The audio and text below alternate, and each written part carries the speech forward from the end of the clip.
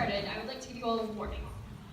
What I'm about to read to you may sound like a serene picture of my lovely college application process. One of self-reflection, thriving education, walks in the park, and dancing alicorns with little pink wings. The truth is, it wasn't all that great. I've missed classes, pushed deadlines, made my sisters cry, turned our printer into a monster. Yes, that did happen. Almost gone crazy, seen my mom with a murderer smoking on her. Turned my Princeton application in at 11:57 the day it was due, which explains the murderer's look, and cried countless tears. There are only a few good things that will come out of this. One, I hopefully will be accepted by college. Two, I've learned a lot about myself and my family. And three, I made four dresses for your viewing pleasure. It all started one night when I was super exhausted.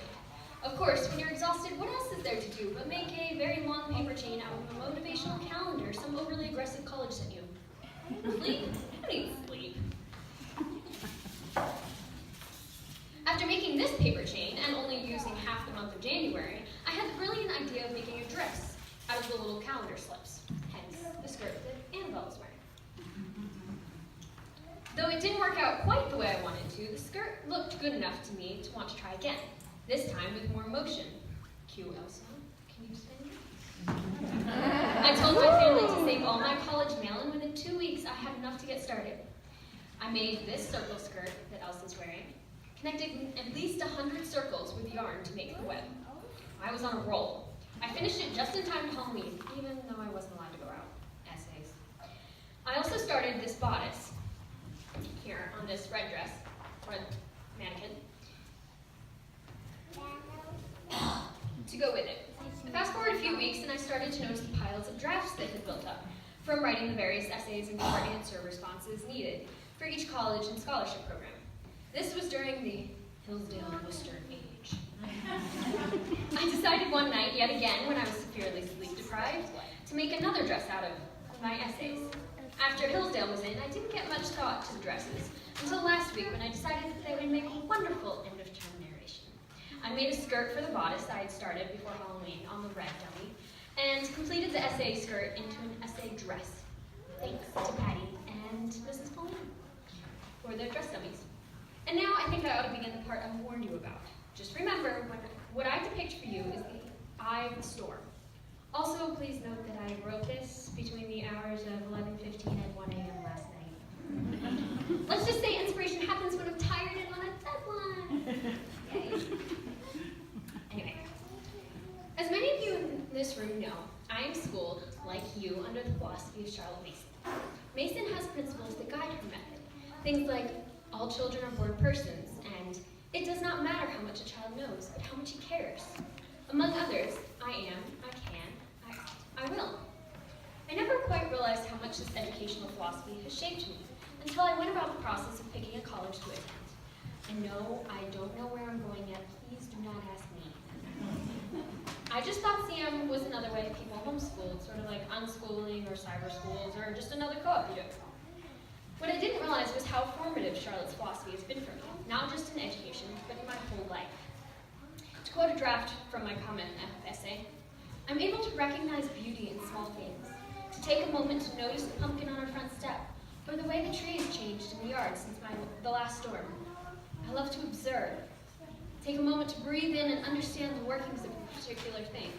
I'm inquisitive, a person who never ceases to ask questions and wonder how the world works. I'm not satisfied until I get the whole answer to a problem. I'm a visionary. I tend to come up with large and wild ideas, some of which work and some that don't. What matters, though, is not how successful I am with my projects, but what I learned along the way. The Charlotte Management education is one of challenge, but also of delight in learning. I've come to recognize the beauty in taking a breath, reading some poetry, Dallas Lord Sharp, becoming friends with Frederick Douglass, adventuring to the Galapagos with Charles Darwin, or hearing the geography of far-off Europe. Education should be beautiful. It should be a joy. Yes, everyone has to eat their broccoli, but that's just part of the feast. Once you realize that by eating broccoli or Brussels sprouts, you're making your body stronger, it becomes a worthwhile task. The feast is so grand. Think of a table spread of every good food you can eat. This is your education. wide spread of science, literature, history, geography, movement, handicraft, grammar, mathematics, art, language. You can eat any of it you like. And hopefully, you will taste even a small bit of everything. Guide philosophers and friends, your job is to stir up in the child a hunger for knowledge so strong that they're like Edmund eating Turkish delight. They just don't want to stop. When children want for their own education, they step towards self-education. In our house, we've been talking a bit about moral self-cultivation, and I think that is a piece of the role of education, to train and to teach the child to pursue the good, the true, and the beautiful, so that he may be able to blossom into the person God has created him to be. As time goes on, parents do less tending to the garden of the youth itself, but give the child a trellis of wisdom to lean upon. They become their guide in life, until the child is ready to fly out on its own. It's bumpy, and at first there's turbulence, but in the end, they fly. And it's a most beautiful thing. With this, I'd like to end with a poem I wrote this spring while I was visiting colleges. Jump, flying. There's a feather in my hair and a wing around my neck. I'm ready to fly away. From Jean Grey. I feel as though I am a bird, newly hatched, fluttering about as one almost ready to fly. Whether it's truly flying or simply being gently pushed, perhaps prodded out of said nest, no man shall know. I think I am ready. I say that I am ready, but I do not know. My nest is so warm. I will, when the time comes, feel rather divided. One such excitement or the other. A place so full of that which is good and comfortable. Decision is hardship. Yet might it not be so? Should decision be freedom?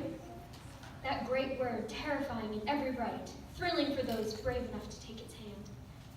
I am wearied, saddened, tired.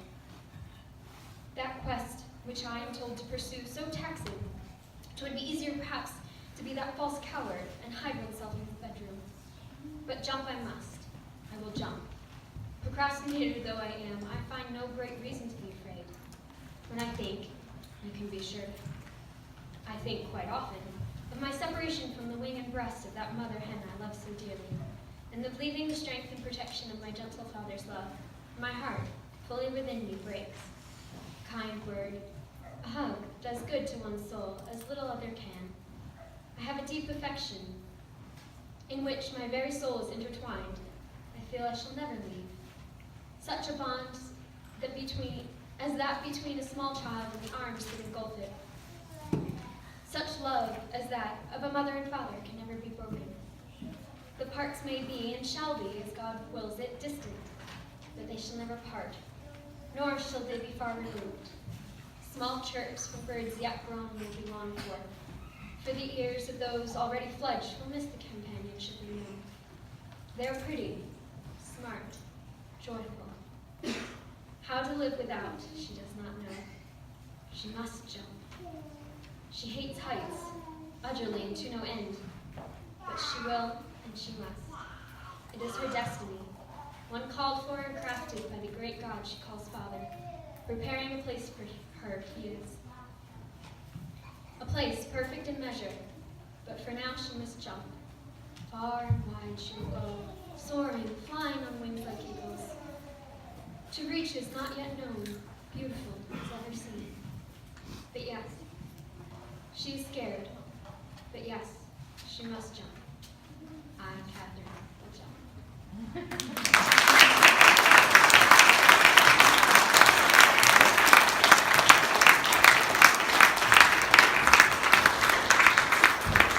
Thank you, Catherine. Give me a hug. That was really lovely. I see that the Charlotte Mason movement is in good hands with our next generation. Thank you. And we only have a few more months with them, so let's enjoy our seniors as much as possible for the next few months. Thank you. That was lovely. Now I want to spend time reading this.